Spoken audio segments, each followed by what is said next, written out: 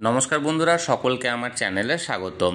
আজকে অর্থাৎ 25শে মার্চ 2025 মঙ্গলবারের দিন আজকে সরকারি কর্মচারী এবং পেনশনারদের বহু প্রতীক্ষিত ডিএ মামলাটি সুপ্রিম কোর্টে শুনানির জন্য ওঠার কথা ছিল।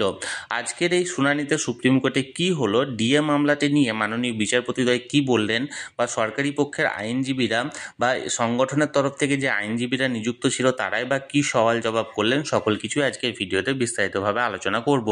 ভিডিওটি ডিএ মামলা নিয়ে অত্যন্ত গুরুত্বপূর্ণ, তাই প্রথম থেকে শেষ পর্যন্ত অবশ্যই ভিডিওটি দেখবেন এবং ভালো লেগে থাকলে অবশ্যই একটি লাইক করবেন এবং সকলের সঙ্গে শেয়ার করবেন। আর সেই সাথে এই চ্যানেলে যদি প্রথমবার হয়ে থাকেন এই রকমের ইনফরমেটিভ ভিডিও আরও দেখার জন্য যারা এখনও পর্যন্ত এই চ্যানেলটিকে সাবস্ক্রাইব করেননি তারা অবশ্যই চ্যানেলটিকে সাবস্ক্রাইব করে নিতে ভুলবেন না।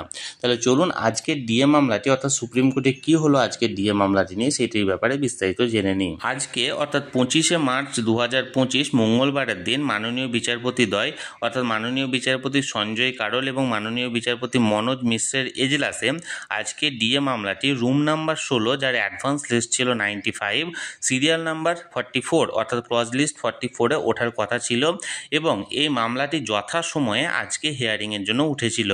এবং এই মামলাটি হিয়ারিংয়ের জন্য ওঠার পর মাননীয় বিচারপতিদ্বয় মামলাটি নিয়ে কি বললেন, চলুন এবার আমরা এক নজরে সেই ব্যাপারে জেনে নিই। আজকের এই ডিএ মামলাটি যথাসময়ে শুনানির জন্য মাননীয় বিচারপতিদ্বয়ের এজলাসে উঠলেও যে দুজন বিচারপতি ছিলেন অর্থাৎ মাননীয় বিচারপতি সঞ্জয় কারোল এবং মাননীয় বিচারপতি মনোজ মিশ্র, দুজনের এই মামলাটি নিয়ে যে পর্যবেক্ষণ ছিল সেটা ছিল যে এই মামলাটি শোনার জন্য তাদের কাছে এই মুহূর্তে সময়ের অভাব ছিল।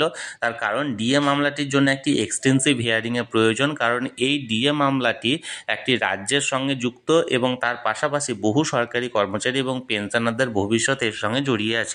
তাই স্বল্প সময়ে শুনানিতে ডিএ মামলাটির ভবিষ্যৎ নির্ধারণ করা সম্ভব নয় এবং এই যুক্তিতে মাননীয় বিচারপতিদ্বয় এই মামলাটি পরবর্তী শুনানির জন্য এগিয়ে নিয়ে যেতে বলেছেন এবং আগামী কিছুদিনের মধ্যে পরবর্তী শুনানির ডেট জানিয়ে দেওয়া হবে বলে জানানো হয়েছে। অর্থাৎ আজকে এই নিয়ে 15টা হিয়ারিং হলো সুপ্রিম কোর্টে। এর আগে 14টি হিয়ারিং হয়েছিল গত 7ই জানুয়ারি পর্যন্ত এবং আজকের এই 25শে মার্চের হিয়ারিং নিয়ে মোট 15টি হিয়ারিং হলো এবং আগের হিয়ারিংগুলোর মতোই আজকেও সময়ের অভাবে বা এক্সটেন্সিভ হিয়ারিংয়ের কারণ দেখিয়ে বিচারপতিদ্বয় মামলাটি শোনার জন্য কোনো সময় পাননি। এখন দেখার বিষয় যে মামলাটি পরবর্তী শুনানির ডেট যেটা দেওয়া হচ্ছে সেই ডেটে মামলাটি উঠতে চলেছে, মানে উঠবে কি উঠবে না বা বিচারপতিদ্বয় মামলাটি শোনার জন্য কোনো সময় পান কি পান না সেই ব্যাপারে। তাহলে বন্ধুরা, আজকে সুপ্রিম কোর্টের ডিএ মামলার যে শুনানি ছিল সেই শুনানিতে কি হলো অর্থাৎ সুপ্রিম কোর্টের বিচারপতিদ্বয় কি বললেন ডিএ মামলা নিয়ে বা আইনজীবীরা কি বলেছেন সবকিছু আজকের ভিডিওতে বিস্তারিতভাবে জানানোর চেষ্টা করলাম। ভিডিওটি ভালো লেগে থাকলে অবশ্যই একটি লাইক করুন এবং সকলের সঙ্গে শেয়ার করুন। আর সেই সাথে এই চ্যানেলে যদি প্রথমবার হয়ে থাকেন এই রকমের ইনফরমেটিভ ভিডিও আরও দেখার জন্য যারা এখনও পর্যন্ত এই চ্যানেলটিকে সাবস্ক্রাইব করেননি তারা অবশ্যই চ্যানেলটিকে সাবস্ক্রাইব করে রাখুন।